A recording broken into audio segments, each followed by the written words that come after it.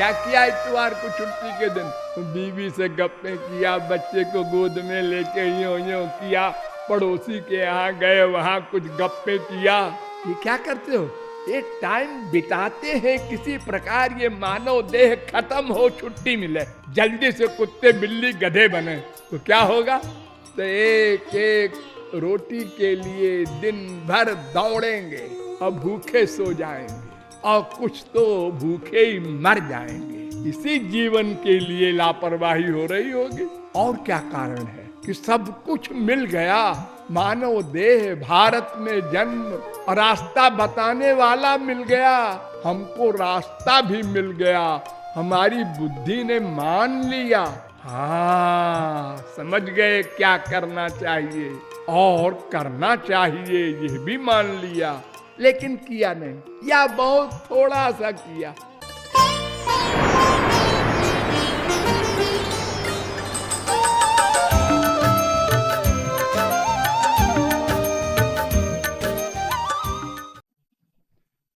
एक दिन मैंने प्रश्न रखा था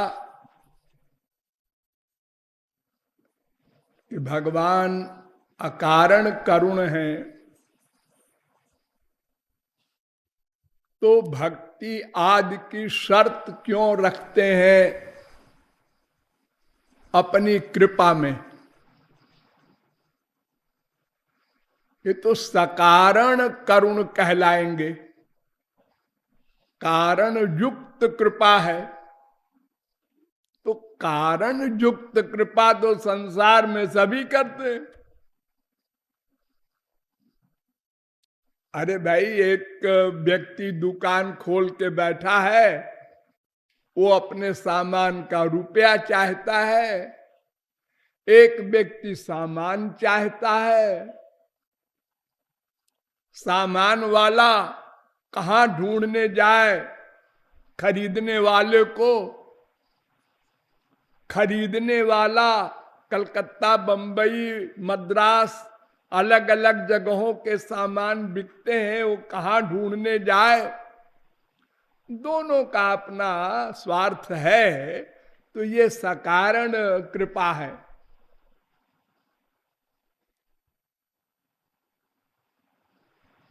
गौरांग महाप्रभु कहते हैं, नित्य सिद्ध कृष्ण प्रेम साध्य कभू नय। श्री कृष्ण प्रेम साध्य नहीं है, यानी किसी साधन से नहीं मिल सकता, वो नित्य सिद्ध है। नित्य सिद्ध माने जो साधना से प्राप्त न किया जा सके। बहुत बार आप लोगों को बताया गया है कि प्रेम लादिनी शक्ति का सारभूत तत्व है। वो भगवान का सबसे प्रधान, एक प्रकार से स्वामी है, उसके अंडर में भगवान रहते हैं। अहम भक्त पराधीना, वेद से लेकर रामायण तक जो भगवान की परिभाषा है, एक भगवान स्वतंत्र हैं, बाकी सब परतंत्र हैं। एक श्री कृष्ण स्वयं भगवान अवतारी, वो स्वतंत्र हैं, उनके ऊपर कोई नहीं। यस्मात् परम न परमस्ति किंचित मत्तः परतरम किंचित नान्यदस्ति धनंजय। उनसे परे कुछ नहीं, उनका कोई कारण नहीं, उनका कोई पिता नहीं, वो सबके आदि कारण है। लेकिन ये प्रेम शक्ति ऐसी है कि परिभाषा बदल देती है। भगवान परतंत्र हो जाते हैं। अहम भक्त पराधीन, प्रेम के अधीन हो जाते हैं। तो वो प्रेम साधना से कैसे मिलेगा? नंबर 2, हम साधना जो भी करेंगे वो अपनी इंद्रिय मन बुद्धि से ही तो करेंगे। हाँ, और हमारी इंद्रियां, हमारा मन, हमारी बुद्धि, ये जितने भी हैं सब माइक हैं, माया से बने हैं। तो माया से बने हुए सामान के द्वारा की हुई साधना से दिव्य वस्तु नहीं मिल सकती। न ह्यध्रुवैः प्राप्यते ही ध्रुवम तत्, कठोपनिषद 1-2-10। माइक उपकरण से दिव्य वस्तु की प्राप्ति का प्रश्न ही नहीं।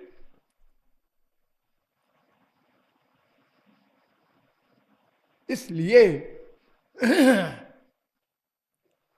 यह ऐसा तो प्रतीत होता है कि ये प्रेम नित्य सिद्ध वस्तु है, साधना से नहीं मिलती। तो फिर जब नित्य सिद्ध है, कृपा से ही मिलता है ये सामान, तो फिर क्यों नहीं कृपा होती हम लोगों पर? हाँ, कुछ लोगों पर हुई है, ये भी पढ़ते हैं, सुनते हैं। जिन महापुरुषों पर हुई है, क्यों हुई है? कंप्लेंट भगवान के ऊपर है। हमने क्या बिगाड़ा जो हमारे ऊपर कृपा नहीं हुई, वो प्रेम नहीं मिला? इसका मतलब कुछ शर्त है, और अगर शर्त है तो फिर वही प्रश्न आ गया, वो अकारण करुण कैसे है? तो इसका समाधान ये है कि साधना से दिव्य वस्तु नहीं मिलती, ये ठीक है। साधना से अंतःकरण शुद्ध होता है, बस। साधना से अंतःकरण शुद्ध होता है, रट लो सब लोग। शुद्ध हो गया अंतःकरण श्री कृष्ण की भक्ति से, जो आप लोग करते हैं। जब सही सही कर लेंगे तो इससे अंतःकरण शुद्ध हो जाएगा। तो उस शुद्ध अंतःकरण में दिव्य प्रेम आ जाएगा, तब भी तो वो माइक रहेगा। अरे कूड़ा कचरा निकल गया, मान लिया, जो संसार बसा हुआ है आपके अंतःकरण में, ये निकल गया, उसको शुद्धि कहते हैं। तो तब भी तो अंतःकरण तो माया का बना हुआ है। वो कूड़ा कचरा निकल जाने से क्या होगा? यही होगा ना कि वो शुद्ध हो गया।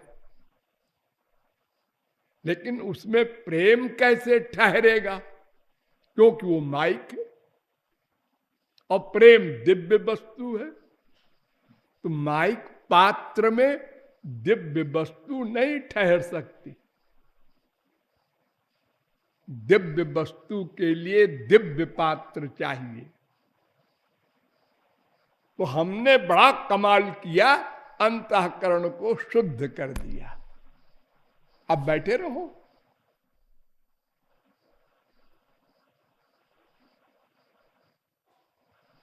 इससे काम नहीं बनेगा।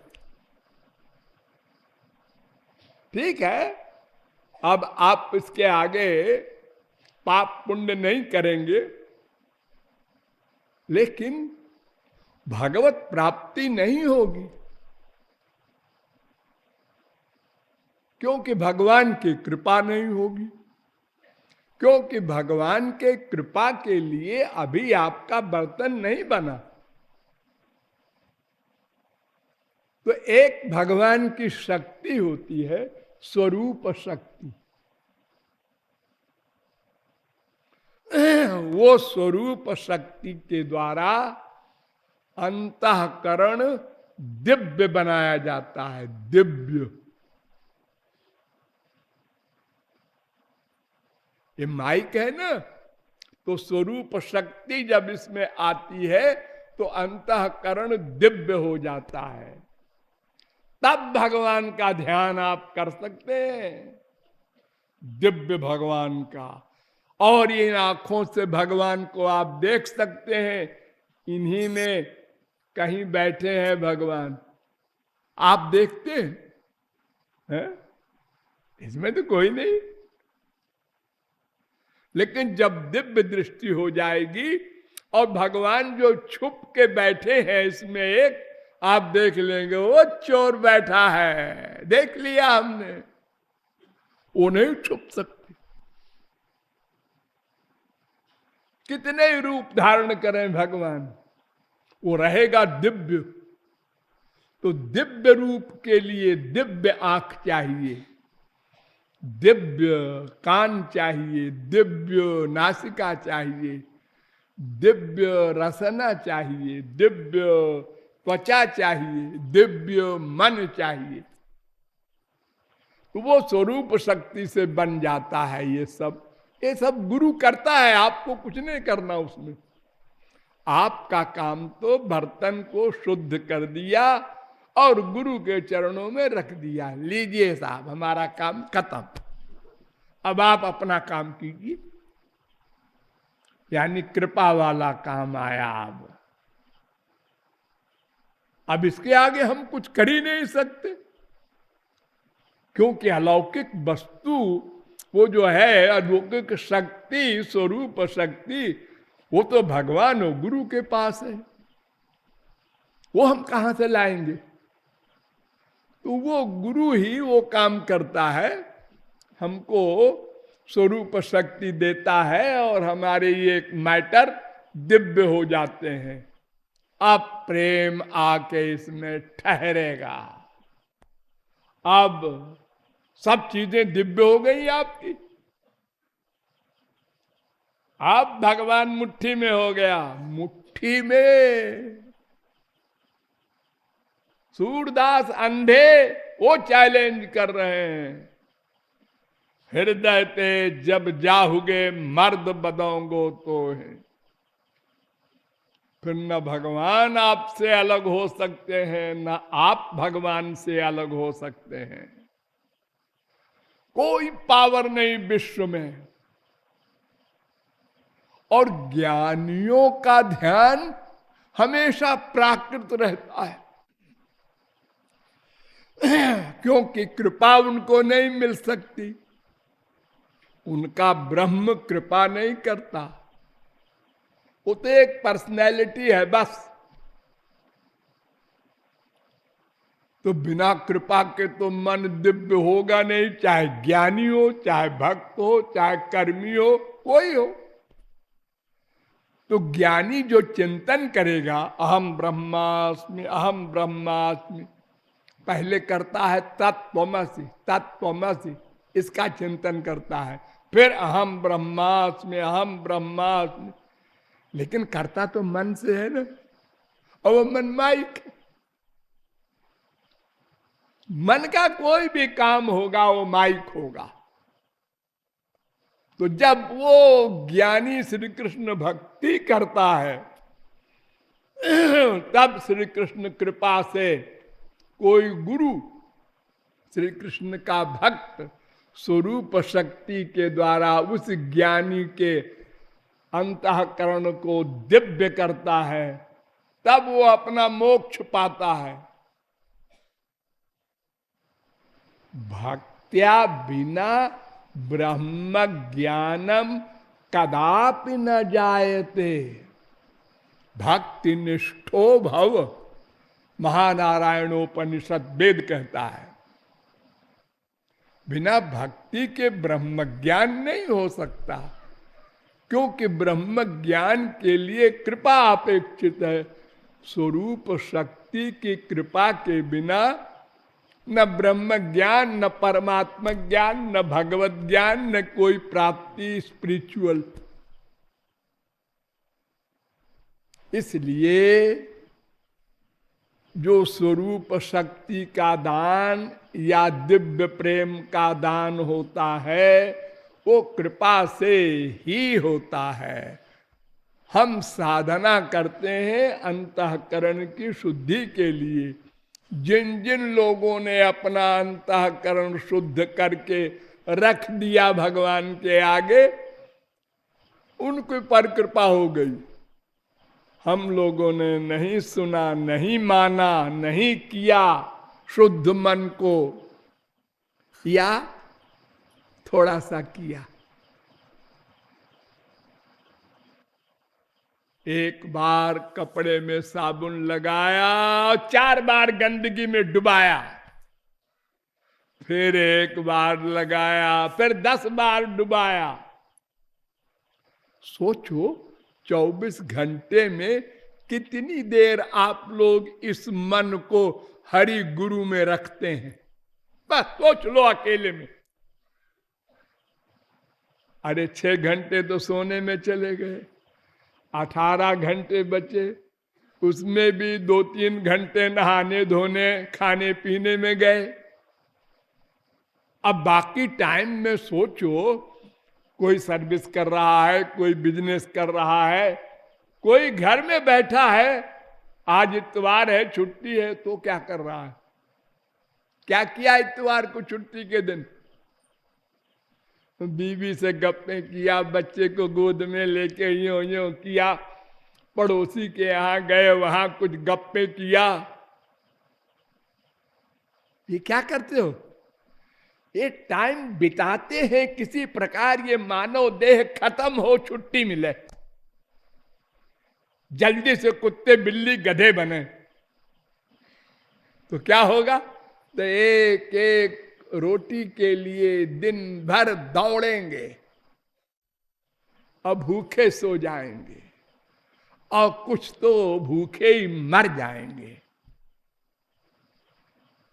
इसी जीवन के लिए लापरवाही हो रही होगी। और क्या कारण है? कि सब कुछ मिल गया, मानव देह, भारत में जन्म, रास्ता बताने वाला मिल गया, हमको रास्ता भी मिल गया, हमारी बुद्धि ने मान लिया, हाँ समझ गए क्या करना चाहिए और करना चाहिए, यह भी मान लिया, लेकिन किया नहीं, या बहुत थोड़ा सा किया।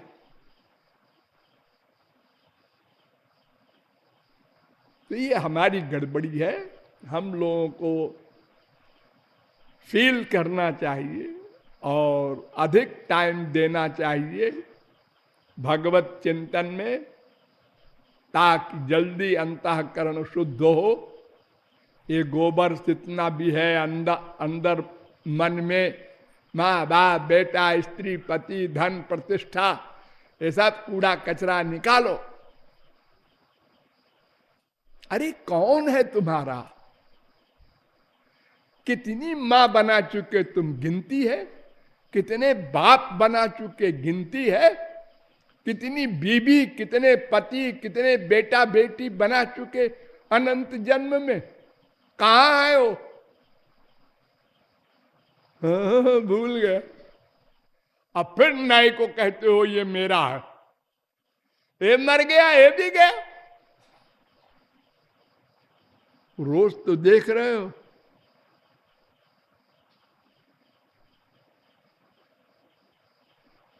तो साधना से साध्य मिलेगा, यह भी ठीक, क्योंकि साधना से अंतःकरण की शुद्धि करनी होगी, तभी कृपा मिलेगी।